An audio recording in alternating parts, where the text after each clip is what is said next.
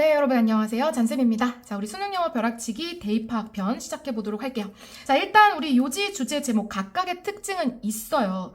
요지 같은 경우에는 우리말 선지로 나온다는 거. 그다음에 주제 같은 경우에는 명사 구 선지로 나옵니다. 그래서 뭐뭐의 특징, 뭐뭐의 역할, 뭐뭐의 장점 이런 식으로 이제 나올 때가 많고, 그다음에 제목 같은 경우에는 이 명사 구 선지 그대로 여러분 같이 가면서 좀 더 확장돼요. 그러니까 비유적인 표현이나 추상적인 표현 또는 뭐 의문문 이런 것들이 이제 같이 올 수 있는 거예요. 그래서 좀 예시를 들어보면 딸기는 건강에 좋다. 자, 주제 같은 경우에는 딸기의 효능 이렇게 이제 나온다는 얘기고, 그 다음 제목은 뭐 과일의 여신은 누구 이런 식으로 나올 수도 있다는 거예요. 이해되셨죠, 여러분? 하지만 결국에는 우리가 주제를 찾아야 된다는 거고, 주제를 찾아야 된다는 거는 지문 속의 주제문을 찾을 줄 알아야 된다는 얘기가 되죠.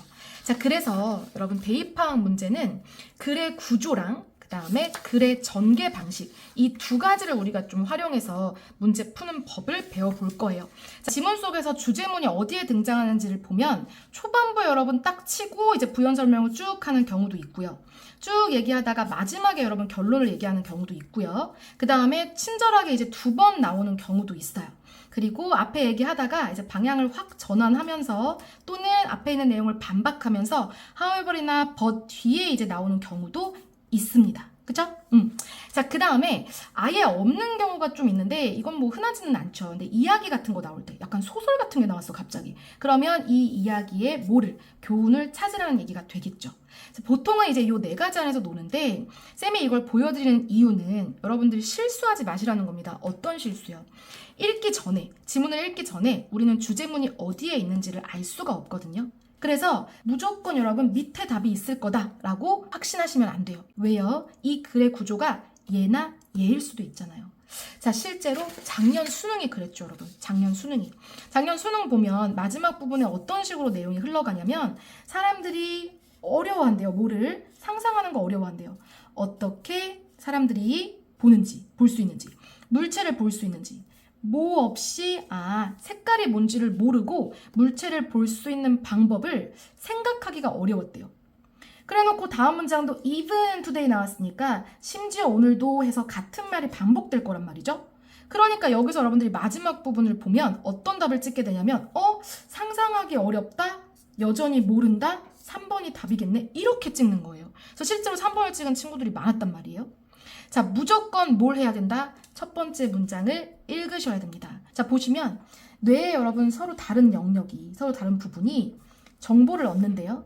뭘 기반으로 정보를 얻냐면 need to know니까 알 필요가 있는 거에 따라서 정보를 얻는데요. 그래 놓고 다음 문장에 여러분 보시면 cells that help your hand muscle이 나왔거든요. 그러면 여러분들 여기서 hand muscle 딱 나오는 순간 무슨 눈치를 채셨어야 될까요? 예시다. 이렇게 생각하셨어야 돼요. 그렇죠? 자, 일반적인 문장이 나오고 파트의 구체적인 영역이 나왔기 때문에 예시다. 예시 문장 읽을 필요가 없죠. 그렇죠? 읽을 필요가 없어요. 자, 여러분 또 여기 뭐가 나오냐면 cells 하면서 또 나오거든요. 그래서 예시 문장 두 번째가 나왔어요. 그럼 여러분들 무슨 생각하셨어야 되냐면 이 문장을 되게 많이 서포트해주네. 이런 생각이 드셨어야 돼요. 그러면 이 문장이 주제문일 가능성이 높아지는 겁니다. 얘는 단서가 한 번 더 있어요, 여러분. 자, 이 부분을 안 읽었어도 우리가 밑으로 내려가면서 연결사 체크하잖아요. 연결사 뒤에를 봤더니 한 부분은 shape를 보고 다른 부분은 색깔을 보고 지금 무슨 얘기하고 있어요? 앞에 첫 번째 문장 여러분 얘기하고 있네요. 자, 그러면 우리는 이 맥락으로 답을 갔었어야죠. 하고 싶은 얘기는 표가 인식하는 거 독립적이구나. 이게 되는 거잖아요. 그쵸? 그래서 이제 이런 문제 여러분 틀리면 너무 아깝다는 거죠. 이해되셨나요? 그 다음에 글의 전개를 이제 여러분 최대한 활용해 볼 건데 이게 자주 나오는 패턴이고 여러분 거의 대부분 여기 안에서만 놀거든요. 그래서 이제 요거랑 여러분 글의 구조를 같이 우리가 활용을 하는 겁니다. 유연하게 대처를 하셔야 돼요. 글의 초반부를 읽었어요. 근데 문제 상황이 나온 거예요. 그러면 어떤 걸 우리가 기대할 수 있어요? 해결이 나오겠구나. 그래서 문제에 대해서 여러분 디테일하게 더 들어가는 거는 제거하시면서 해결책을 얘기하는 부분을 찾는 겁니다. 이해되셨죠? 자, 그 다음에 어떤 하나의 사건을 기준으로 또는 현상을 기준으로 이전과 이후의 이야기를 할 때가 있어요. 보통 어떤 식으로 등장을 하냐면 요런 전치사구를 쓰거나 아니면 before 이렇게 써가지고 어떤 현상을 기준으로 두거든요. 그럼 이전에 얘기를 했다? 그러면 이후 얘기가 나올 가능성이 높아지는 거예요. 그래서 이후 얘기는 뭐 however를 달고 나올 수도 있지만 달지 않고 나올 수도 있어요. 그죠? 자, 그 다음에 여러분 요렇게 이제 봤더니 요건 우리가 좀 쉬워하는 거. 일반적인 생각들, 미신들 이렇게 나오고 그리고 나서 however 나오면서 반박하는 경우. 근데 이제 여러분 이 반박이 있잖아요.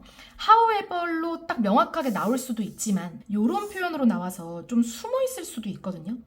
더 이상 말이 안 된다. 또는 여기에 의심이 간다. 여기에 약간 챌린지하고 싶다. 퀘스천이 있다. 이런 식으로 여러분 뒤집힐 수도 있다는 걸 하나 기억하시면 좋을 것 같아요. 그 다음, 자, 초반 문장에서 키워드가 나오고 플러스와 마이너스가 여러분 나오는 경우가 있어요. 그러면 이 키워드에 대한 장점, 단점, 다시 말하면 방향성이 딱 주어진다는 얘기인데 이때는 여러분 아까 얘기했던 대로 자, 밑으로 내려가면서 혹시 반전이 있진 않은지 연결사만 점검하시고 마지막으로 가셔서 이 방향성이 그대로 이어지는지를 보시면 되는 겁니다.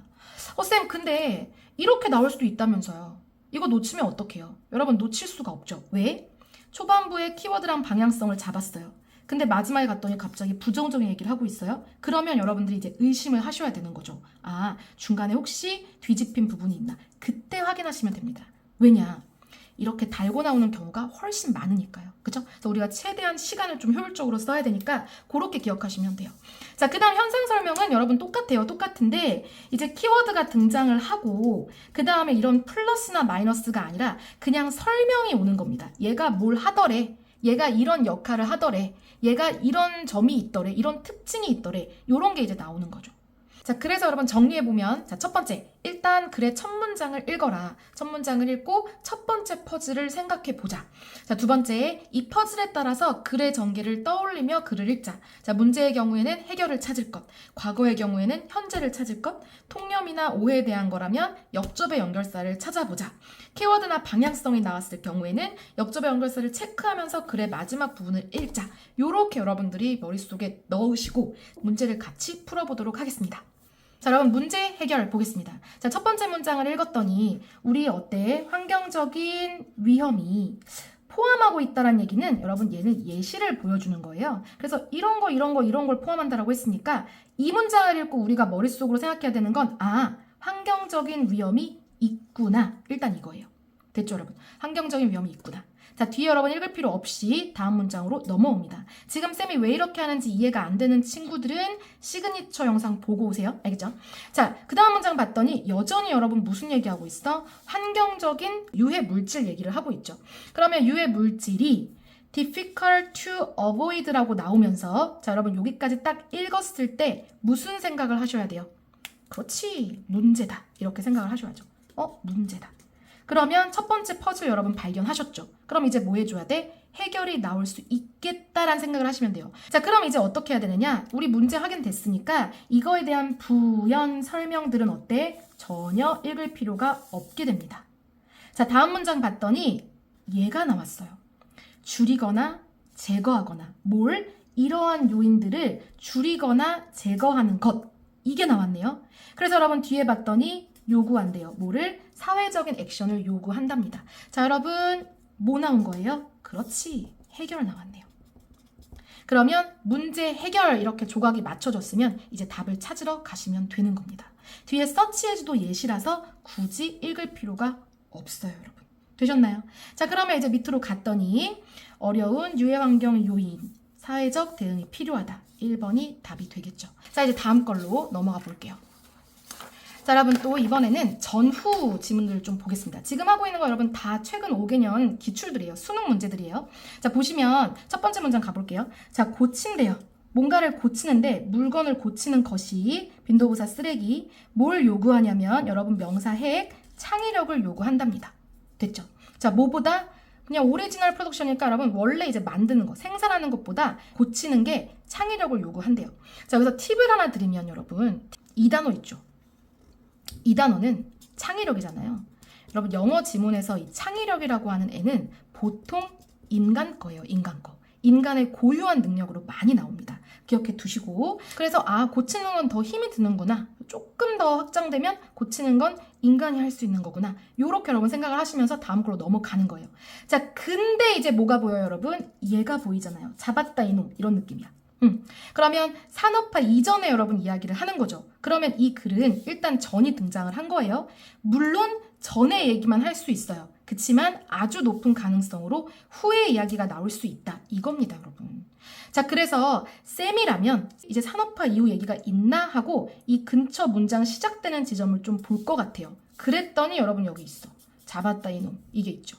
자, 그래서 여러분 봅시다. 이전에는 made things, 여러분 물건들을 만들었대요. 자, 여러분 넘어와서 산업화가 되면서 뭐 우리 안 봐도 사실 뻔하긴 하지만 만드는 것이 어떻게 됐다? 그렇지. 머신 딱 보이니까 기계 거가 됐대요. 그래서 이 얘기를 하려고 하나 했는데 여러분 뭐가 눈에 걸쳐져요? 벗이 걸쳐지죠. 연결선 여러분들 놓치시면 안 되죠. 그래서 봤더니 그러나 리페어 하는 순간 여러분 뭐가 떠올라요? 멘딩 얘기 여러분 다시 시작했고요. 얘가 요구한대요. 그쵸? 자, 여러분 똑같은 얘기 하고 있고요. 그러면 지금 저 창의력이라고 하는 걸 요걸로 바꾼 말이 되겠죠? 그래서 디자인과 어떤 재료에 대해서 이해를 해야 된다. 쌤 저 이 단어 몰랐어요 라고 하면 여러분 뒤에 understanding 나와 있으니까 도움을 받으시면 되죠. 자, 그럼 얘가 하고 싶었던 얘기는 뭐예요, 여러분? 이전, 이후 얘기를 하면서 근데 이후에도 뭐는 이 고치는 것만큼은 누가 해야 돼? 인간이 해야 될 것 같은데 기계가 못할 것 같은데 이 얘기를 하고 있는 겁니다. 쌤 저 밑으로 내려가다가 벌써 또 봤어요. 보세요 여러분 뭐예요? 모든 고치는 건 누가? 손이 해야 돼. 여러분 바이핸드 누구예요? 인간을 지칭해 주는 거죠. 그래서 여러분 이제 답으로 가보시면 핵심은 뭡니까? 고치는 건 기계가 못해 이렇게 가야겠죠? 그래서 고치는 건 여전히 여러분 이 블랙스미스가 대장장인데 현대에 얘한테 남겨져 있다. 대장장인 걸 몰랐어도 예전에 얘네들이 했었잖아요. 그러니까 얘네들 그대로 있다는 거 요렇게 여러분 유추하면서 1번이 답이 되는 겁니다. 그 다음에 여러분 얘도 한번 보세요. 자, 우리 첫 번째 문장부터 딱 시작을 하고 있는데 자, 지금 봤더니 중요한 이점이라고 하면서 첫 번째 문장부터 방향성을 일단 시작이 됐어요. 그리고 뭐에 대한 건데 요거에 대한 거래요. 요거 단어를 좀 몰랐던 친구들이 있더라고요. 근데 여러분 클로즈가 이제 닫는 거고 요거에 반대가 붙었으니까 여는 거거든요. 그래서 폭로, 공개 요렇게 이제 의미가 된단 말이에요. 키워드랑 방향성이 좀 나온 것 같은데 자, 이거에 대한 어떤 이점이 is 하고 얘 유연함이래요. 그리고 뭐를 존중해 주냐면 여러분 자유시장을 존중해 준대요. 이렇게 나왔어요. 자, 그러면 이게 지금 주제문이 나온 건가? 키워드하고 방향성이 등장을 한 겁니다. 그래서 이거에 대한 얘기를 그냥 이어가는 게 맞는지를 보려고 다음 문장을 봤더니 갑자기 여러분 생뚱맞게 얘가 등장을 하거든요. 이렇게 뭔가 전혀 다른 말이 등장한 것 같아 라고 하면 위에 문장에서 여러분 안 읽은 부분을 한번 보세요. 그랬더니 여기 여러분 이게 나와 있어요. 지금 얘의 반대각을 세우고 있는 앤 거죠. 이 뭐 하는 게 통제하는 게 되셨죠. 그치만 필자가 하고 싶은 얘기는 항상 주어 동사 여러분 넣어놓기 때문에 얘가 포커싱이 가면 안 돼요. 우리가 하고 싶은 얘기는 아직까지는 얘에 대한 얘기라는 걸 잊으시면 안 돼요.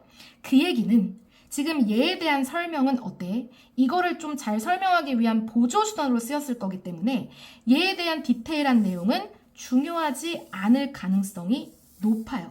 예시까지도. 자, 그래서 그럼 우리 이거 그대로 가는지 마지막으로 한번 가볼게요. 중간중간에 연결사 혹시 반대로 뒤집지는 않는지를 보시면서 쌤 여기 by contrast가 있어요. 여러분 당연한 얘기 아니겠어? 왜? 앞에 뭐였어요? 앞에 얘에 대한 얘기하고 있었잖아. 얘랑 반대되는 애였잖아요. 그러니까 이제 돌아와야지. 누구로? 얘 얘기로 돌아왔을 거 아닙니까? 그래놓고 보니까 if 했네? 여러분 if는 아주 많은 경우에 예시 문장이에요. 예를 들어서 나는 날씨의 영향을 많이 받아. 날씨가 좋으면, 날씨가 나쁘면 이렇게 갈 수 있죠. 그래서 이제 이 문장에 바로 붙는 다 부연 설명이라는 거지. 그래서 여러분 우리는 맨 마지막 문장으로 내려와 봅니다. 자, 여러분 뭐 기다리고 있어요? 얘 기다리고 있어요. 보이시죠? 키워드. 그 다음 자, 여러분 방향성만 맞으면 이제 끝이야. 자, 뭐야? 방해하지 않는데요. 뭐를? 자율성을 방해하지 않는답니다. 여러분 아까 뭐 있었어? 자유시장 여러분 존중해 준다고 있었죠? 그쵸? 자, 그래서 자유를 존중하는 거구나. 요렇게 여러분 끝이에요. 자, 1번 볼게요. 자, 지금 결과 영향들인데 여러분 다양한 시장에 대한 결과거든요. 지금 다양한 시장이 나오면 안 되고 키워드가 나와줘야죠. 탈락.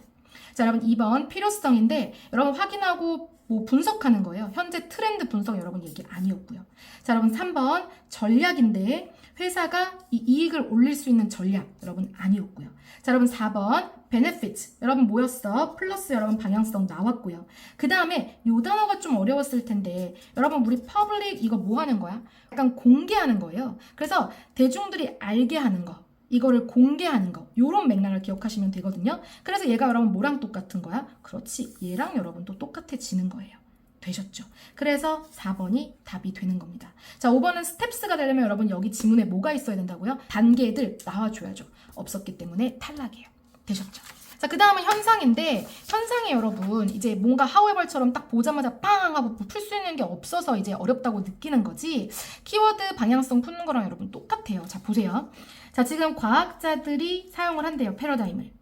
뭐보다는 그걸 뭐 믿기보다는 이런 얘기가 나왔는데 그래서 여러분 얘는 좀 지우면서 갈게요. 왜냐면 이거 아니란 얘기니까 하고 싶은 얘기는 얘예요. 되셨죠? 그래서 과학자들이 패러다임을 사용한다 라고 얘기를 했고 그 다음 이 패러다임의 사용은 하면서 시작하니까 일단 얘가 키워드인 것 같아요. 근데 리서치에서 사용하는 거고 부사는 좀 버리면서 갔더니 얘가 여러분 뭐 한대요? 관련 있는 문제를 다룬대요. 자, 그래서 리서치에서 이제 패러다임을 사용하는 게 뭔가 문제를 해결해 주는구나 라고 하는 걸 우리가 여기서 읽었죠. 자, 뒤에 by ing가 나오는데 얘는 일단 방법이거든요, 여러분. by ing는 뭐뭐 함으로써 라고 해서 그래서 방법이 주가 되면 아마 그 다음도 계속 방법에 대한 얘기가 나올 거라 일단은 여러분 얘는 부차적인 얘기가 됩니다. 기본적으로는 패러다임의 사용이 이제 문제를 좀 다뤄줘. 이게 핵심이에요. 자, 그 다음 문장 봤더니 과학자들이 필요한 게 어떻게 사용하는지만 알면 된다. 뭐 이런 식으로 얘기가 나오고 있거든요. 그래서 얘는 과학자들이 패러다임을 사용한다라고 하는 이 현상에 대한 얘기만 계속 하는 느낌이 들죠. 자, 다음 문장 여러분 바뀌는 부분 없고 뭐 여러분 사람 나왔고 하니까 우리 바로 마지막 문장으로 가서 이 패러다임의 사용에 대한 이야기를 하고 있는지를 봅시다. 자, 그랬더니 부족하다는 것만 보고 마이너스다 하시면 안 돼요. 자, 그럼 봐봐. 어떤 표준에 대한 해석 합의된 결국 뭐 법칙들 이런 것들이 부족한가 봐요. 근데 이 부족이 뭐 하지 못한다고? 막지 못해. 패러다임이 뭐 하는 거? 가이드, 리서치 하는 거 막지 못해. 그럼 여러분 여전히 패러다임의 사용에 대한 이야기를 하고 있네요. 패러다임이 리서치에서 타용되고 있어. 패러다임이 리서치에서 가이드하고 있어. 이 얘기를 하고 있는 겁니다. 자, 여러분 1번 가볼게요. 어려움 없었고요. 그 다음 개인의 여러분 어떤 가치관, 믿음에 대한 영향력 없었고요. 자, 주요한 요소들인데 패러다임을 여러분 라이즈 시킬 수 있는 뭔가 주요한 요소들 얘기 없었고 얘는 현상만 얘기하고 끝났어요. 자, 그 다음 4번 패러다임의 역할들인데 여기까지는 여러분 그럴 수 있거든요. 왜냐면 패러다임이 지금 리서치에서 쓰이고 있다 얘기하고 있으니까. 근데 여러분 뒤에 보세요. 뭐가 나와? 뭔가 라이크 마인드니까 마음이 같은 사람들, 마음이 같은 연구원들을 그룹핑하는 데 있어서예요. 여러분 아니죠. 자, 깨알같이 in ing는 뭐뭐 하는 데 있어서 뭐뭐 할 때 요렇게 기억하시면 됩니다, 여러분. 알겠죠? 자, 그 다음에 5번 봤더니 기능적인 측면, 특징 같은 거죠. 뭐에? 패러다임에. 어디에서? 리서치에서. 답은 5번이 되는 겁니다. 됐죠, 여러분? 자, 요렇게 우리 문제 한번 풀어봤고요, 여러분. 궁금한 거 있으시면 댓글로 남겨주시면 쌤이 답변 드리도록 하겠습니다. 여러분 고생 많으셨고요. 우리는 다음 시간에 만나도록 할게요. 안녕!